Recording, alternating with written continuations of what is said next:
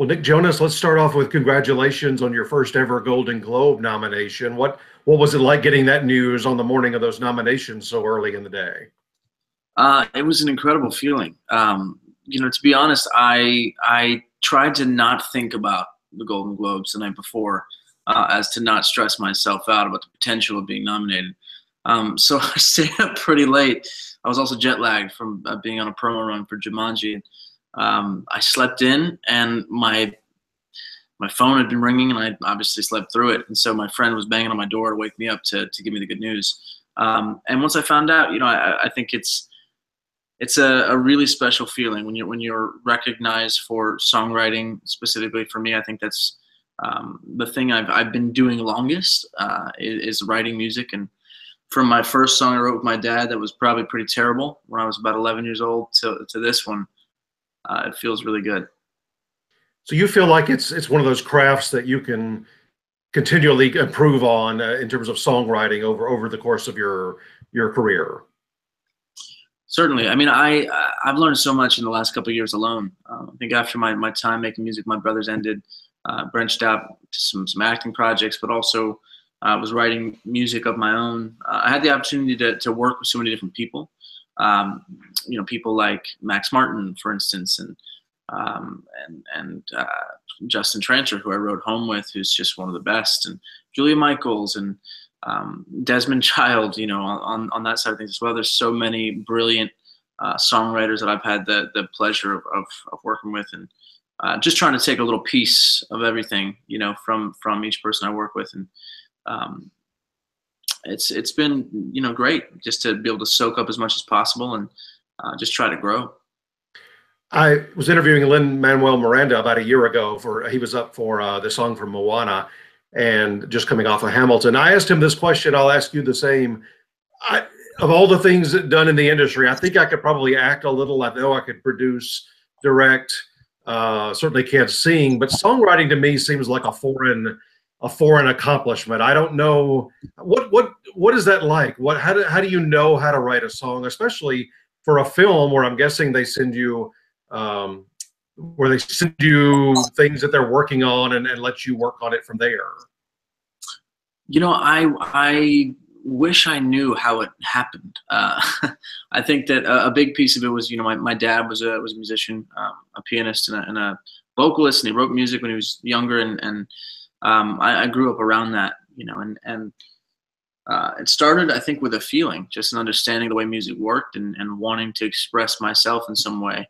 And so eventually it became crafting a song. And with my dad as my earliest teacher, and then, going from there to all the different people I've been able to soak up a little bit from, it's been great. And I would say that, with this moment in particular, with Home and Ferdinand, what makes it so special too is it's one of the first times I've been given an assignment, basically, where I've been told, okay, we need you to write a song that sounds like this, kind of has this emotion, touches on some of these key story points, but it also doesn't have to be any of those things, whatever makes sense for you. So it's a unique challenge, and one that actually there was a moment I thought, maybe I can't do this. So much of my creative process depends on my personal life and just writing about whatever I feel like that day. But with this, each session that I went into to collaborate on the song, I just didn't feel I was getting it. And it wasn't till I kind of reached that point of frustration that I went in the room with Justin Tranter, and we just started talking about, what home means to us. This idea that home is everything from your family and your loved ones to the place you come from, to your favorite food, whatever it is for you. Home is just the place you feel like you belong. And we ran with that, and the song kind of wrote itself after that. I know animated features in general take forever from the very beginning stage. It can be 3, 4, 5, 6 years. At what point did you get involved? I got involved earlier this year, so about 9 months ago, probably. They first brought it up to me about being involved in the film, with writing some original music. And I then spoke to Carlos Adana, the director, and he had some amazing things to say about the characters in the film, the world he was creating, and he's one of my favorite animated filmmakers. And it was just really helpful to get his take on what he needed in this point in the movie and some other points. And and also how he wanted people to feel when they heard it. And so I took that, and that was kind of the jumping off point. Once you finish it and you see it in the final film, what's that moment like? I think I didn't expect it to feel as emotional as it did.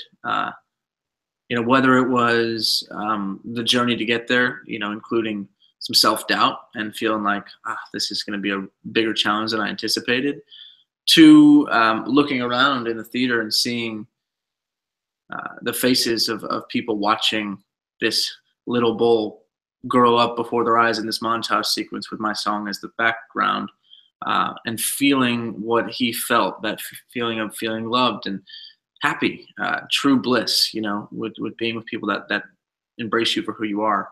And it was a really special moment. And I think I thought to, my nieces, being able to watch this film throughout their childhood and know that there's a piece of me within it as well. And also as a film as a whole, I think it's brilliant. It's a beautiful story and an important message. And so I was emotional about it. So many of the great songs that we think of from movies come from animated features. Is there a particular animation movie that you grew up with that you absolutely love the movie and the music? So many. I'm a huge Alan Menken fan, and he obviously had some of the best in regard to music in movies. And so everything from The Lion King to Beauty and the Beast, that was kind of my childhood, and some of those songs really still mean so much to me.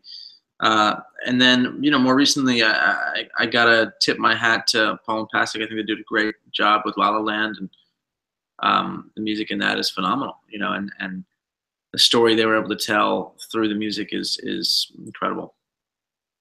Yeah, they're in your category. They just won the Oscar and the Tony Award, obviously, and you're up against them and some pretty heavyweight people you probably grew up admiring, like Mariah Carey and Mary J. Blige.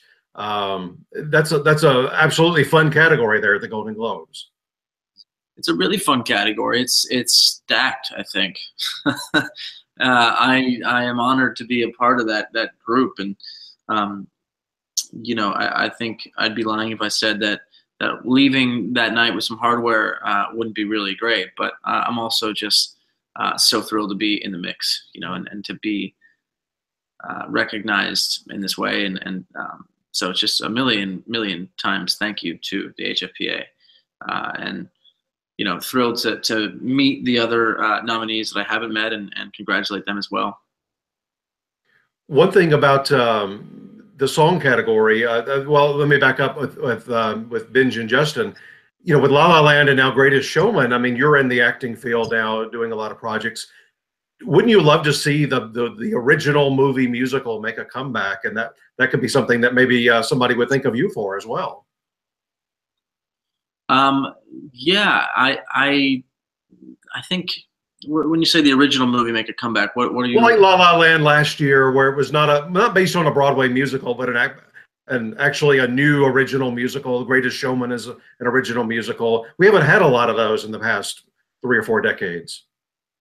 Yeah, it's an exciting time. I mean, I started in musical theater as a kid. I did a bunch of Broadway shows, and then eventually went back and did a show in the West End and in New York. And so theater as a whole is a real passion for me, and seeing the love for theater on the screen as well, and stories translating there is exciting.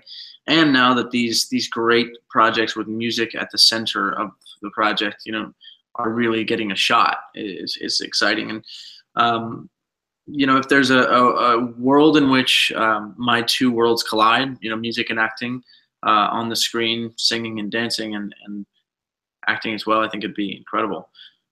So hopefully something comes along that makes sense, or I'll write it myself.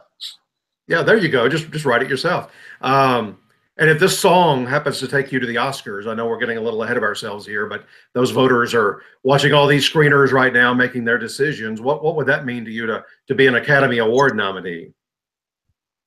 I think being an Academy Award nominee would be a highlight of my life and career, certainly. I love watching the Oscars and I am a fan of cinema, you know, and I kind of become obsessed with the award season as well, and seeing what happens. I think it's equally as exciting at times as you know, being in the room, which is an amazing thing. But to be able to watch as a fan and see people you admire and you respect have a moment on stage that is potentially one of the highlights of their life, it's a really special thing. So that would mean the world. And you know, and I think what I'm trying to do is approach every day one day at a time, so that I don't stress myself out about it all, and remain calm. But I would be honored and thrilled. Yeah, last year I can remember I was at a party talking to Justin Timberlake, and he had just, he had a similar, start to his career that you did, and then moved into acting, still songwriting, still a big music star. But he got his first Oscar nomination last year, and he was just beyond thrilled. And then he didn't obviously tell me this at the party, but then he got to open the actual show and be the first guy out on the performance stage last year. So that's a great guy to potentially emulate coming up for this year. For sure. I mean, watching Justin kick off the Oscars last year, I think was a highlight for everybody. And that song obviously was so important to the film, but also just to pop culture. So, I mean, got to tip your hat to him, and he really kicked the show off in a great way. So if there's a version of that for me this year, I'd be very happy. Well, let's talk about acting. Jumanji out now, one of the biggest box office hits around the world. What was your first thought when they approached you about just relaunching this after so many years? I think my first thought was just some curiosity as to what the plan was. It's such a beloved title. The original film, obviously, beloved in so many ways, and so I wanted to see what the approach was going to be in telling a new Jumanji adventure. And then I read the script, and I fell in love with the story and this new angle they were taking with the video game aspect of it all, with the body swap concept as a whole. And then my character, really has the opportunity in this film to set some of the emotional grounding, which I love. I've been doing a TV show for a couple of years called Kingdom, which really pushed me in my dramatic acting space, and Goat, another film that again was just really important to help me grow as a serious actor. So to be able to bring some of that into this film, which is an exciting roller coaster ride for the audience, was really nice, and obviously very funny film as well. And getting to work with a couple of the biggest movie stars in the world was a nice touch as well. Well, you mentioned Kingdom. I did want to bring that up today. We've interviewed several of your cast members over the last couple of years, and now you're leaving that show, that character behind. All of you are. What's it like saying goodbye to a character that you've come to know over such a 2 or 3 year period? It's tough. It's a strange thing too, because right now, at this moment in particular, I don't know what it is, but people are discovering the show. Maybe it's the second wave of discovery online or whatever it is, and so I'm getting stopped about that a lot, and it means the world to hear that people are fans of the show. And I think it also comes with a little bit of sadness, knowing that there was probably a lot more story to be told, and I think anytime you get to play a character that really stretches you as a person in the way that playing Nate did, getting to work with some of my very close friends and lifelong friends, was a really unique and incredible experience. So I will miss it a lot, and I hope that this season of discovery continues, because I do think it was a great show with a lot of potential as well. And where will we see you next? I know people are watching Jumanji right now, but what's coming up? I just wrapped a movie before I started the promo tour for Jumanji up in Montreal called Chaos Walking.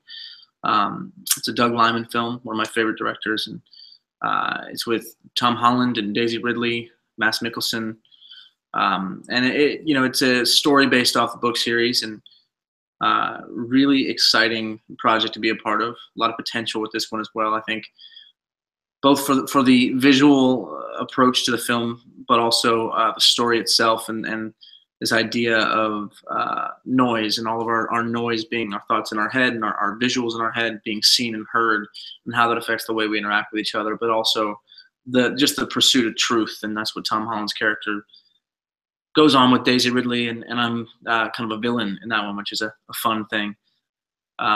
So from being one of a ragtag crew of heroes in Jumanji to a villain, I'm just trying to keep the variety alive here in the acting side of things. Well, like I said, as we let off, congratulations on this Golden Globe nomination. It's probably going to lead to a lot of great things, not just now, but down the road. And I don't know if you've ever been to the Globes before. Have you done those parties and such? Yeah, I've been one time to the Globes with my brothers years ago, and last year I kind of third wheeled with my brother and his fiance, and her show was nominated for quite a few. So I just hung out and had a couple drinks. But this year, it'd be nice to be there for a reason. Well, I've always heard people say, when you take it easy until your category's up and over, and then you can do whatever you want. And there's parties all over that building. So that's the way to kind of approach it. I remember one person I was talking to said their category didn't come up till like 3/4 in. They so wish they hadn't had as much as they'd had by that point. So yeah, I'm sure. Well, have a great time. We'll see you here in next weekend, I guess, for the Globes. Sounds good. Thank you for your time.